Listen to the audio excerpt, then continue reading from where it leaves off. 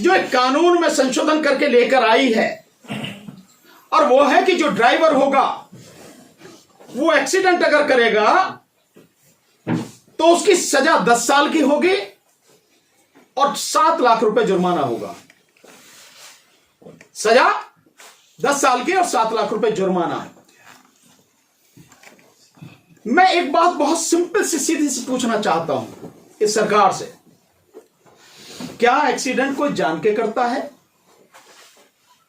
अगर सामने कोई पक्षी आ जाए, कोई जानवर आ जाए, कोई इंसान आ जाए, वो भरसक कोशिश करता है कि किसी भी सूरत में उसको चोट ना लग जाए। और कई बार ऐसी स्थिति आती है कि उसमें वो खुद जो ड्राइवर है, उसमें बैठे हुए जो लोग हैं गाड़ी में, वो बड़े भयानक हादसे का शिकार हो जाते हैं। मैं एक एक्सीडेंट को जानता हूं, ऐसे कितने ही हैं, पर मैं एक एक्सीडेंट का उदाहरण देता हूं। बीजेपी के ही एक एमपी रहे हैं, संघप्रिय गौतम, नाम भी लेता हूं। वो लखनऊ की तरफ जा रहे थे गाड़ी से, एम्बेसडर गाड़ी में ऐसे ही एक व्यक्ति को, साइकिल वाले को बचाते हुए उनकी गाड़ी एक गहरे उसमें पोखर में, जोहड़ जिसे बोलते हैं, पूल, तालाब जिसे अंग्रेजी में और हिंदी में बोलते हैं, उसमें जाके गिरी। उनके परिवार के 4 लोगों की मौत हुई, 4 लोगों की, जिसमें उनका बेटा भी था। उनका बेटा, 4 लाशों का अंतिम संस्कार बुलंदशहर में हम सब ने मिलकर वहां किया था। स्थिति क्या रही होगी आप इसका अंदाजा लगाओ। तो कोई भी जानबूझकर एक्सीडेंट नहीं करता, एक्सीडेंट हो जाता है। एक्सीडेंट यही तो नाम है, घटना, दुर्घटना हो जाता है। आप उसमें इतनी कड़ी सजा का प्रावधान कर रहे हो। अगर आपको लगता है कि इसकी जरूरत है और आप इसे रोकना चाहते कि कोई जानबूझ कर ना करे, तो भाई उसके लिए तो कानून पहले से ही है। अगर कोई व्यक्ति जानबूझकर एक्सीडेंट करता, चोट मारता है, तो नियत देखी जाती है, इंटेंशन कानून में, तो उसके लिए तो कानून है ऑलरेडी। अगर वो किसी की हत्या करता, कराया जाता है, बहुत से लोग एक्सीडेंट के माध्यम से मरवाते हैं लोगों को, उसके लिए तो कानून है। आप 302 में उसकी नियत है, क्योंकि जो वो सारा जो सवारी है, यानी जो गाड़ी है, वो हथियार के रूप में इस्तेमाल होगी ना, उसके लिए 302 का कानून है। आप ये जो ला रहे हैं, इससे बड़ा इस देश की जनता के साथ और मजाक हो नहीं सकता। पर मोदी सरकार का तो ये काम ही है, कोई नई बात थोड़ी है। ये जो ड्राइवर अपने आप को बड़े वो समझते थे कि नहीं, मोदी सरकार बहुत बढ़िया है, बहुत अच्छा मानती है, वो सारे के सारे अब सामने आ गई।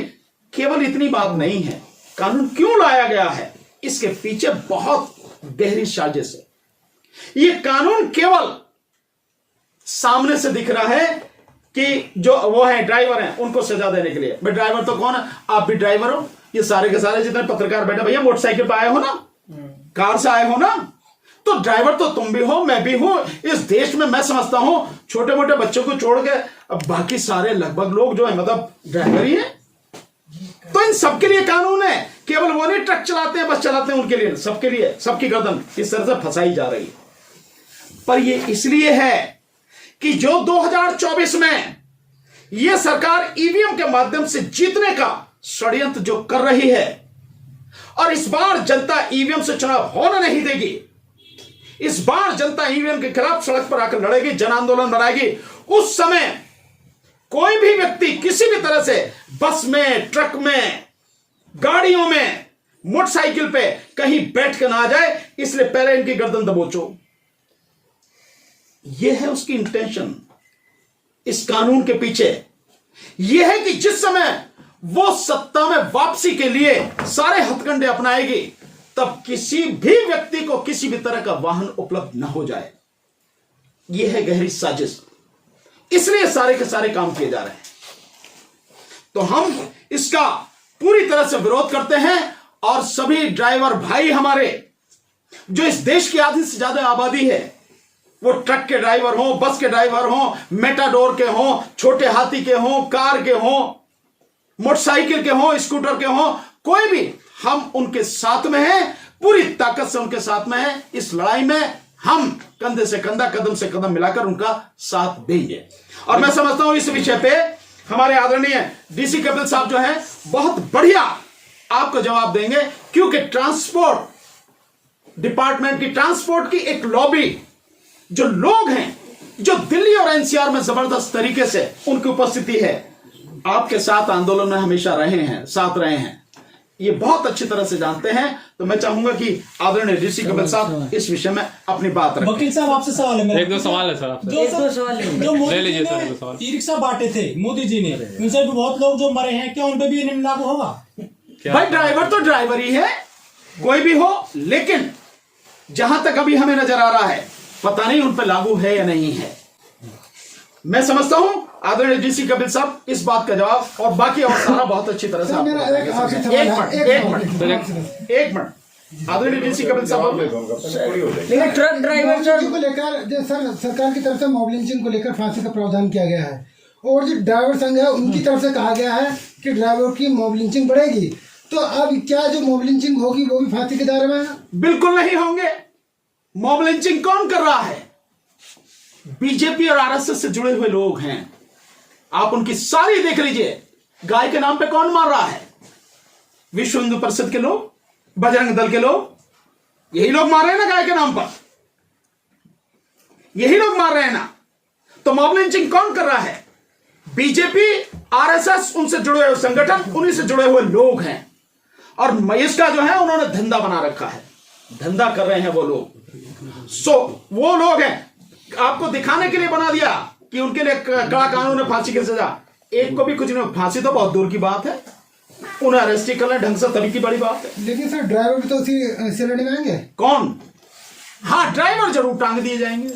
अगर ड्राइवर भी उसी श्रेणी में आ रहे हैं ना कि वो भी मॉब लिंचिंग कर रहे हैं, तो वो निश्चित रूप से टांग दिए जाएंगे।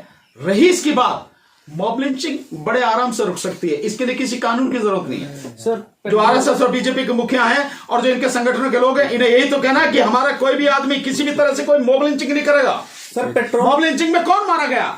मॉब लिंचिंग में अधिकतर मुसलमान मारे गए। सर अलग अलग जगहों पे जो प्रदर्शन हो रहे हैं, महाराष्ट्र, यूपी, गाजियाबाद, तमाम जगहों पर पेट्रोल की जो है खपत, मतलब पेट्रोल कम पड़ गए हैं तमाम जगहों पर 50% तक, और गृह मंत्रालय इस पे नजर रख रहा है इस पूरी घटना को लेकर, क्या कहेंगे? भैया किसी पे नजर नहीं है उनकी। उनकी आंखें क्या है नहीं क्या, उन्हें नहीं दिखता, उन्हें समझ में नहीं आता। सरकार का मतलब ये नहीं कि पहले करो और फिर देखो कि क्या होता है। सरकार का मतलब है कि सारी चीजों का आकलन पहले कर ले कि इसके संभावित परिणाम प्लस और माइनस क्या हो सकते हैं, पक्ष और विपक्ष में कहां तक जा सकते हैं, फायदे क्या हो सकते हैं, नुकसान क्या हो सकते हैं, उसके बाद में कानून लाना चाहिए।